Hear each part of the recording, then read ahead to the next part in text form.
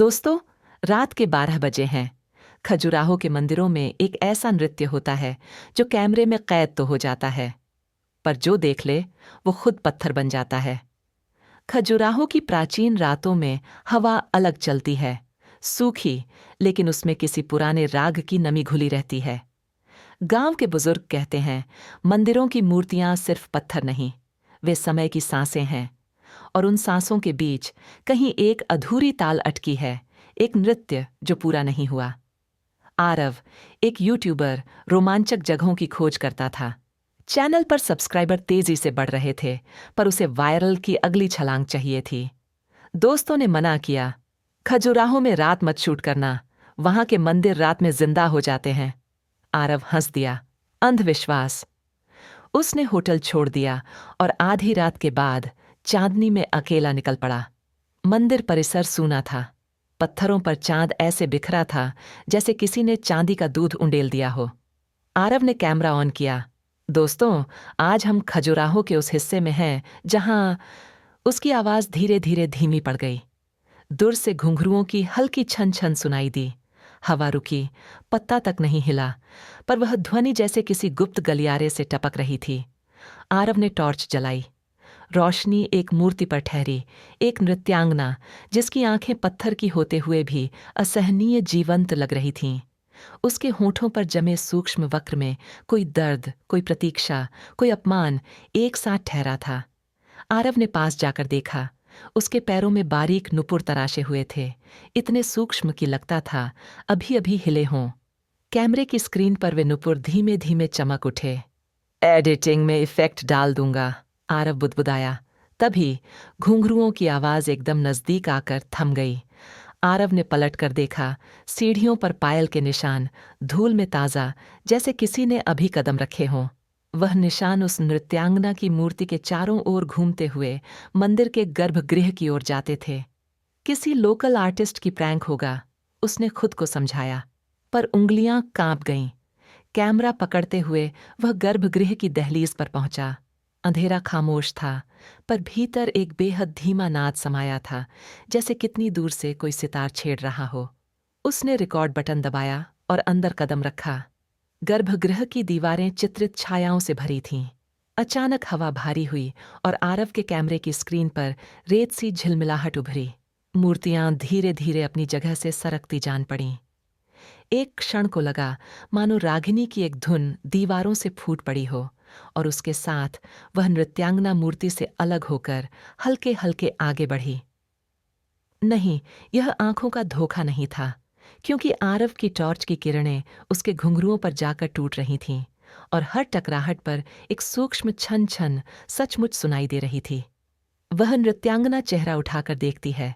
पाषाण की आंखों के भीतर एक जल सा कांपता है। उसके होंठ हिलते हैं, ध्वनि नहीं, इतिहास का धुआं निकलता है। राग अधूरा है, मेरी ताल अधूरी है, जिसने रोका था वह लौट चुका है। क्या तुम मेरे दर्शक बनोगे? उसकी आवाज मौन में उकेरी गई लिपि थी, जो सीधे आरव के मन पर उतरती जा रही थी। आप कौन? आरव की आवाज टूट रही थी। मैं वही हूं जिसे एक राजा ने नृत्य के बीच रोक दिया था। यहीं थम जाओ, तुम्हारी मूर्तियां बनेंगी, कहकर। मेरा नर्तन पत्थर में कैद है, पर मेरी आत्मा नहीं। हर पूर्णिमा मैं आधी रात को उतरती हूं, किसी दर्शक की प्रतीक्षा में। जो देख ले वो ताल में बंध जाता है और लौट कर नहीं जाता। आरव पीछे हटना चाहता था, पर पांव आगे बढ़ने लगे। नृत्यांगना ने धीरे से हाथ उठाए, जैसे किसी अनसुने राग की आलाप पकड़ रही हो। घुंघरुओं ने पहली ताल दी। धक। मंदिर की दीवारें उसी ताल में सांस लेने लगीं। आरव का कैमरा खुद ब खुद झूम करता चला गया। क्लोजअप, पैन, ट्रैक, जैसे किसी अदृश्य निर्देशक ने कमांड दे दी हो। वह अब दर्शक नहीं, श्रोता नहीं, वाद्य बन चुका था। नृत्य तेज हुआ, एक एक क्षण में सैकड़ों मुद्राएं। ताल इतनी तीव्र कि समय छोटे छोटे टुकड़ों में टूटने लगा। आरव को लगा उसका दिल अब राग की लय पर धड़क रहा है, और हर धड़कन के बाद उसकी स्मृति का एक हिस्सा बुझ रहा है। उसे अपने नाम की स्पेलिंग याद नहीं रही, कैमरा किस ब्रांड का है याद नहीं, चैनल का पासवर्ड गायब। रुको, उसने चीखना चाहा, पर उसके होंठों से एक प्राचीन बोल फिसल पड़ा। वह कोई ब्रज का अक्षर था या कोई भूला हुआ मंत्र, समझ न आया। नृत्यांगना हंस दी, हंसी नहीं, झंकार। अधूरा नृत्य पूरा होने ही वाला है, उसने कहा। तुम्हारी आंखें मेरी ताल हैं, तुम्हारी सांस मेरा राग। वह ठीक आरव के सामने आकर थम गई, इतने पास कि उसकी पुतलियों में आरव ने खुद को देखा। पर वह नहीं था। वह एक मूर्ति था, पत्थर का, आंखों में वही कांपता जल, होठों पर वही अटका वक्र। घुंघरुओं की अंतिम झंकार हुई और आरव की देह से एक हल्का धुआं उठकर नृत्यांगना की देह में समा गया। मंदिर के बाहर हवा फिर चलने लगी, पत्ते हिले, दूर किसी कुत्ते ने भौंकना बंद कर दिया। सुबह ग्रामीणों ने सुना, किसी ने रात में नृत्य किया है। सीढ़ियों पर पायल के निशान थे, पर किसी के पांव नहीं। वहीं एक कैमरा पड़ा मिला, स्क्रीन पर REC लाल लाल चमक रहा था। वीडियो खोलते ही फ्रेम कुछ देर काली राहों में भटका, फिर एक मूर्ति पर ठहर गया, एक नृत्यांगना, और उसके ठीक सामने दाईं ओर एक नई मूर्ति नजर आई। वही नयन, वही अधरों का वक्र, बस उसके गले में आधुनिक कैमरा लटका था, पत्थर का, चुप, लेकिन मानो अभी रिकॉर्ड करेगा। वह वीडियो वायरल हो गया, लाखों व्यूज, हजारों कमेंट्स। भाई, एडिटिंग कमाल की है। देखते वक्त कान में सचमुच घुंघरू बजे। लास्ट शॉट में जो नई मूर्ति है, उसकी आंखें मुझे देखकर हिली क्यों? रात में कुछ लोगों ने वही मंदिर देखा। उस नई मूर्ति की पुतलियां छाननी में हल्की कांपीं और दूर से फिर वही झंकार आई, धीमी, आग्रह करती हुई। ताल अधूरी नहीं रही, मगर दर्शक हर रात नए हो गए।